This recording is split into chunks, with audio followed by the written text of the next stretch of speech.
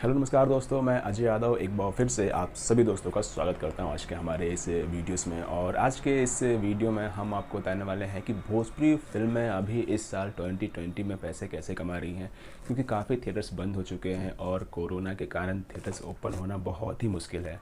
तो इस वीडियो में हम आपको बताने वाले हैं कि क्या ये फिल्में अभी भी थिएटर्स में रिलीज होने बाकी हैं या फिर डायरेक्ट आपको टीवी पे देखने मिलेगी। अगर ये फिल्में डायरेक्ट टीवी पे देखने को मिलने वाली हैं आप सभी को, तो फिल्म को पैसे कहाँ से आते हैं, तो इसी के बारे में हम आपको डिटेल बताएंगे।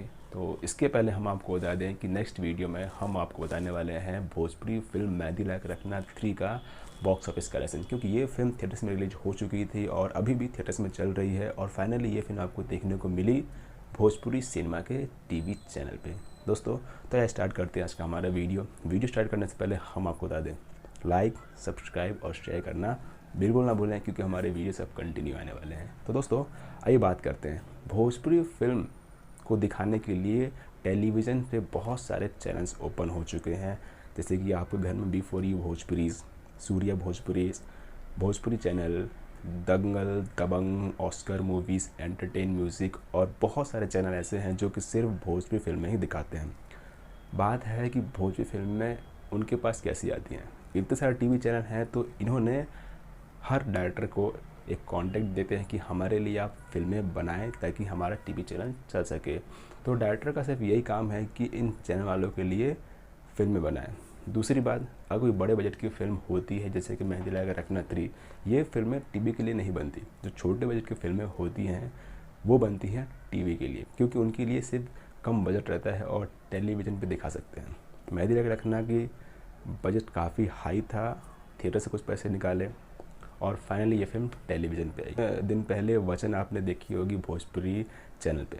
तो भोजपुरी चैनल पे जो वचन आए उसके 1 महीने पहले फिल्म का ट्रेलर आया, फिल्म की शूटिंग हुई और फाइनली ये फिल्म थिएटर में रिलीज ना होकर डायरेक्ट टेलीविज़न पे आ गई। तो क्या वचन के जो प्रोड्यूसर डायरेक्टर हैं उनको क्या प्रॉफिट हुआ होगा? क्या उन्होंने फ्री में काम कर दिया? नहीं, उनको प्रॉफिट हुआ। सपोज़ फिल्म का बजट था 1 करोड़ रुपये, वचन आई थी भोजपुरी सिनेमा पे, भोजपुरी सिनेमा वालों ने उनको 2 करोड़ रुपए दिए, समझ लीजिए, या फिर अंदाज़ा 2 करोड़ रुपए दिए होंगे। तो प्रोड्यूसर का प्रॉफिट हो गया 1 करोड़ का। 1 रुपये लगाए, 2 रुपये प्रॉफिट हो गया, मतलब प्रोड्यूसर का प्रॉफिट हो चुका है। प्रोड्यूसर के अकॉर्डिंग ये फिल्म हिट हो चुकी है। अब देखना ये है कि ये फिल्म टेलीविज़न पे कितने पैसे कमाती है। वो टेलीविज़न वाले डिसाइड करते हैं। केबल वाले, जैसे कि आपको टाटा स्काई, एयरटेल या फिर जो भी चैनल आप चलाते हो, वो पैसे जब देते हो आप, तो वो चैनल पैसे जाते हैं उन टीवी चैनल वालों को। तो उनकी कमाई ऐसे होती है। तो दोस्तों, कोई भी फिल्में फ़िलहाल फ्लॉप नहीं हो रही है, सबको अच्छा खासा पैसे मिल रहे हैं लॉकडाउन में भी, तभी ये फिल्में आप टेलीविज़न पर देख रहे हो थिएटर से पहले। अब बात करते हैं कि क्या कोई बड़े बजट की फिल्म जैसे गबरू टेलीविज़न पर रिलीज होगी? तो नहीं, गबरू थिएटर में ही रिलीज होगी, क्योंकि गबरू का बजट काफ़ी ज़्यादा है और कॉन्सेप्ट अच्छा है, फ्रेश कॉन्सेप्ट है और ये फिल्म सिर्फ थिएटर्स में ही रिलीज होगी। थिएटर्स के बाद हो सकता है टेलीविज़न पर, पहले टेलीविज़न पे नहीं आएगी। तो दोस्तों, वीडियो कैसा लगा? पसंद आए तो लाइक करें, चैनल सब्सक्राइब करें और अपने दोस्तों को भी ज़रूर शेयर करें।